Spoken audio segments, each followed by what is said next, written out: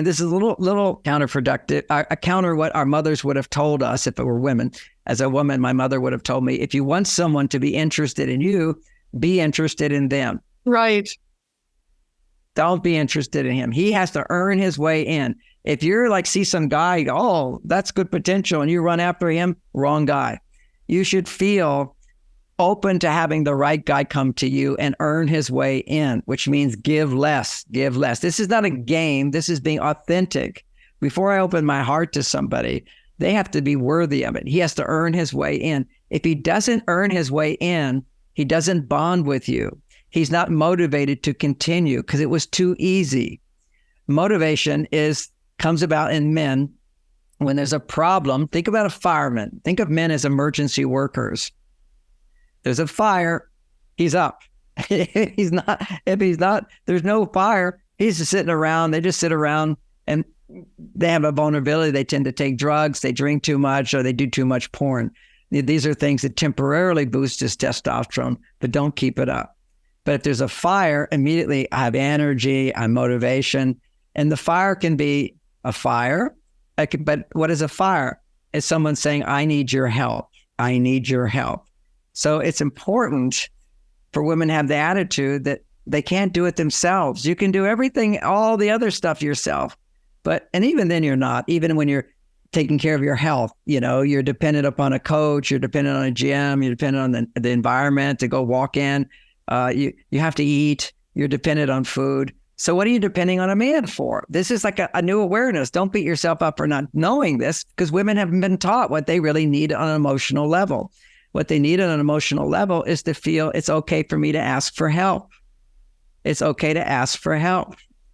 When you're so confident and capable, you're scared to ask for help. You may not even feel, you might rationalize it like your male side and say, well, I can do it myself, so I don't want to look foolish and look weak like I need help. It's not weak to need help. It's vulnerable to need help. And that's what turns men on. That's what motivates men. Just think about, guys when they're young, that's when they have more of the male energy. All they have to see is a naked woman and they get motivated. That was a huge, big thing, is that when a girl's taking off her clothes for him, he suddenly has all this testosterone. He wants to make her happy. He's interested in her. He's motivated for her. What did she do? She became vulnerable on a physical level. Now that's immaturity. As you get older, you have greater self-awareness and you can become vulnerable emotionally. And being emotionally vulnerable is a whole new task for women to become soft. See, you don't have that free estrogen anymore that softens you. You start becoming independent, a little tough, a little hard, a little critical, a little judgmental, a little demanding, or too needy. Needy would be connecting with your female side that says, I need more, but I'm not getting it. Okay, that's where the difference between needing a man and being needy. I know a lot of women get confused when I say you have to be in touch with your needs. Anytime something makes you really happy, it's because you were aware that I needed more. Okay, so when you're with the presence of a man, now we'll look at some skills to communicate this.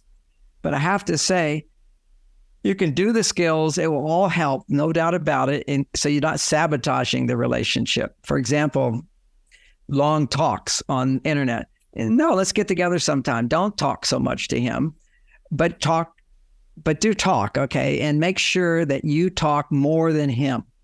Now, one of the things about women is they have a great need for connection. Now we're talking about emotional connection, which would be dating, romantic, marriage, and so forth. Emotional connection. Men don't have that need as much.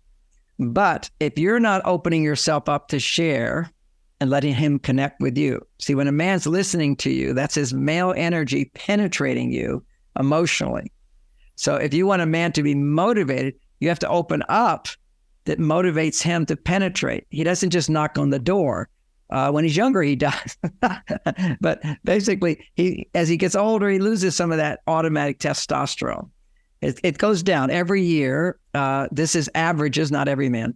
But the average man, when you look at studies of millions, it's a bell curve. But the average man has testosterone goes down 1% every year. So in 50 years, it goes down 50%. So the average 50-year-old man, on average, has half the testosterone of a young man. he needs a lot of help from a woman to motivate him. That's why we have these skills, how to motivate a man to give you more.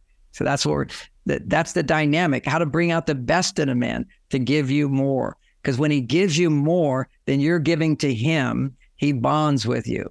Well, he bonds because he did something for you and you enjoyed it. You liked it. You had a good time.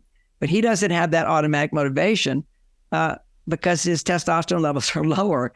And maybe he's burnt by women in the past. I just have to know it's a natural reaction for a man. I remember when I was a young man and I was married for 2 years to my first wife, married to Bonnie for 34 years until she passed.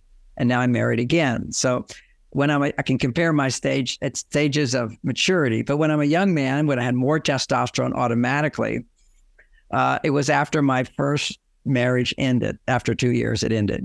We're not right for each other. And we realized that, and we moved on with forgiveness and love. There's millions of details that I'm passing up there. But bottom line, I went on to get married in a year to my soulmate, Bonnie. Ironically, again, you can be with the right person and not know it. I wanted to marry Bonnie before my first wife, but Bonnie didn't want to marry me. She said, you need to, you're not ready to be married, is what she told me. And she was right, because I didn't have a good paying job. I'd been a monk for 9 years, and now I was coming out into the world. And if a man looks to a woman for his primary source of happiness, it will be disastrous. They're not ready for a relationship. But once I had my job, I was making money. Now I wasn't feeling like I needed a woman to be happy. I had my work. Now I needed a woman so that I could become happier.